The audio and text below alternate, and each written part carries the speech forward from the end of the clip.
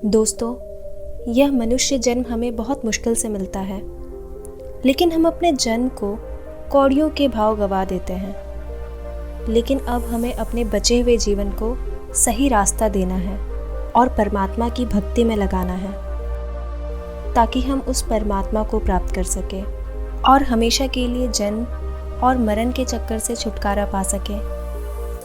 तो आइए दोस्तों, मैं हूँ कृष्णा और आप देख रहे हैं एलिसियन क्रिएटर। अगर वीडियो पसंद आए तो लाइक, शेयर एंड कमेंट और मेरे चैनल को सब्सक्राइब करना ना भूलें। तो दोस्तों, बात उस समय की है जब महात्मा बुद्ध अपने शिष्यों को मनुष्य जन्म के बारे में समझा रहे थे। बुद्ध ये समझा रहे थे कि इस दुनिया में सबसे कीमती चीज़ मनुष्य जन्म है, जिसे परमात्मा ने हमें किसी खास मकसद के लिए दिया है। लेकिन हम लोग इस अनमोल जीवन को कौड़ियों के दाम नष्ट कर रहे हैं। महात्मा बुद्ध अपने शिष्यों से कहते हैं कि मैं तुम्हें अपनी बात को समझाने के लिए एक लकड़हारे की कहानी सुनाता हूँ। तो कहानी की शुरुआत कुछ ऐसे होती है।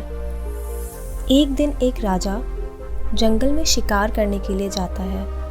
वो राजा शिकार करते करते इतना मग्न हो जाता है कि वो रास्ता भूल जाता है। राजा बहुत देर तक रास्ता तलाश करता है, लेकिन उसे सही रास्ता नज़र नहीं आता। गर्मी का मौसम होने की वजह से राजा बहुत ज़्यादा थक जाता है और भूख और प्यास की वजह से उसका बुरा हाल हो जाता है। राजा इधर उधर देखता है तो उसकी नज़र पड़ती है एक लकड़हारे पर, जो लकड़ियाँ काट रहा था। राजा लकड़हारे के पास जाता है और उससे कहता है कि मुझे बहुत प्यास और भूख भी लग रही है, क्या तुम मुझे कुछ खाने के लिए दे सकते हो? लकड़हारा कहता है, हाँ, मेरे पास खाने के लिए तो है, लेकिन पानी नहीं है। तो आप यहाँ बैठो, यहाँ पास में ही एक नदी बहती है, मैं वहाँ से आपके लिए पीने का पानी लेकर आ जाता हूँ। अब वो राजा वहीं बैठ जाता है और लकड़हारा अपनी पोटली में से 2 रोटियाँ और कुछ सब्जी निकालकर राजा को दे देता है और खुद पानी लेने चला जाता है। और कुछ ही देर में लकड़हारा नदी से पानी लेकर आ जाता है। अब राजा की भूख, प्यास और थकावट मिट चुकी थी। वो शांत होकर लकड़हारे से कहता है, मैं यहीं पास के राज्य का राजा हूँ। यहाँ जंगल में शिकार खेलने के लिए आया था, लेकिन रास्ता भूल गया। क्या तुम मुझे सही रास्ता बता सकते हो? वो लकड़हारा राजा को सही रास्ता बता देता है। तो राजा उससे कहता है कि तुमने मेरी बुरे वक्त में मदद की है। अगर कभी तुम्हें मेरी मदद की ज़रूरत पड़े तो मेरे पास चले आना। यह बात कहकर वो राजा वहाँ से चला जाता है। कुछ वक्त बीतता है और धीरे धीरे जंगल के सभी पेड़ समाप्त हो जाते हैं, क्योंकि लकड़हारा जंगल में से पेड़ काटकर उनको जलाकर कोयले बनाकर बाजार में बेचा करता था। अब लकड़हारा बहुत परेशान रहने लगा था। अब उसको यह परेशानी खाए जा रही थी कि मैं अपने जीवन का निर्वाहन कैसे करूँगा। तभी उसको राजा की बात याद आई।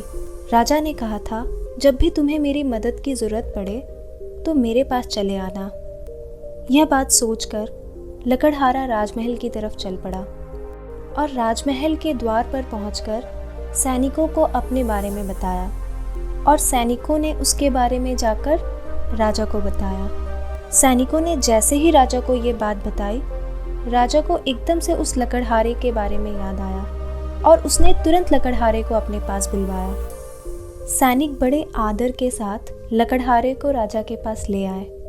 राजा ने लकड़हारे की तरफ देखा तो वह बहुत परेशान लग रहा था। राजा ने उससे उसकी परेशानी का कारण पूछा तो लकड़हारा रोता हुआ राजा के पैरों पर गिर पड़ा और कहने लगा कि जिस जंगल में से मैं लकड़ियाँ काटकर अपना गुजारा करता था, वह जंगल अब ख़त्म होने को आ गया है। अब मेरे पास अपने परिवार को पालने का कोई रास्ता नहीं है। लकड़हारे ने राजा से कहा कि आपके राज्य में तो बहुत सारे जंगल हैं, अगर आप मुझे उनमें से कोई एक जंगल दे दें तो मेरी परेशानी का हल हो सकता है। राजा ने लकड़हारे को वचन दिया कि तुम्हारी परेशानी का हल हो जाएगा। उसके जाने के बाद राजा ने अपने मंत्रियों के साथ विचार किया और ये फैसला किया गया कि दक्षिण दिशा में जो चंदन के पेड़ों का जंगल है वो जंगल लकड़हारे को दे दिया जाए। राजा ने चंदन के पेड़ों का वह जंगल लकड़हारे के नाम कर दिया और सैनिकों द्वारा उसको ये खबर पहुंचा दी गई कि आज से ये जंगल तुम्हारा है। अब एक दिन राजा अपने महल में बैठा हुआ था कि एकदम से उसे लकड़हारे की याद आई। राजा सोचने लगा कि अब तो वो लकड़हारा बहुत अमीर हो गया होगा, उसने अपने बड़े बड़े महल बना लिए होंगे। यह सोचकर राजा उसको देखने के लिए चल दिया। अब जब राजा जंगल पहुंचा तो यह देखकर हैरान रह गया कि वहां कोई चंदन का पेड़ है ही नहीं। राजा अपने सैनिकों से पूछने लगे कि कहीं तुम मुझे गलत जगह तो नहीं ले आए। लेकिन सैनिकों ने कहा कि नहीं महाराज, यह वही जंगल है जहाँ चंदन के पेड़ थे। अब राजा और सैनिक उस लकड़हारे को ढूंढने लगते हैं। कुछ ही दूर आगे जाने के बाद चंदन की लकड़ियों के बीच में लकड़हारा बैठा नजर आता है, जो बहुत ही निराश और परेशान लग रहा था। राजा उसके पास जाकर पूछता है, तुम इतना परेशान क्यों लग रहे हो? लकड़हारा राजा को देखकर खड़ा हो जाता है और उनको प्रणाम करता है और कहता है कि आपकी कृपा से इतने साल गुजर गए, लेकिन अब यह थोड़ी सी लकड़ियां ही बाकी है जो कुछ ही दिनों में समाप्त हो जाएंगी। मैं यह सोचकर परेशान हो रहा हूँ कि इसके बाद मैं क्या करूँगा। अब राजा बड़े आश्चर्य के साथ लकड़हारे को पूछता है, पेड़ तो सारे खत्म हो चुके हैं, सिर्फ ये चंदन की थोड़ी सी लकड़ियां हैं, बाकी पेड़ों का तुमने क्या किया? लकड़हारे ने कहा, मैं रोज पेड़ काटता हूँ और उनका कोयला बनाकर बाजार में बेच आता हूँ। अब लकड़हारे की ये बात सुनकर राजा ने कहा, ओ मूर्ख, ये तुमने क्या किया है? यह कीमती चंदन की लकड़ी और तुमने इसको जलाकर कोयला बना दिया। अब लकड़हारे ने राजा की बात को सुनकर कहा कि यह चंदन क्या है?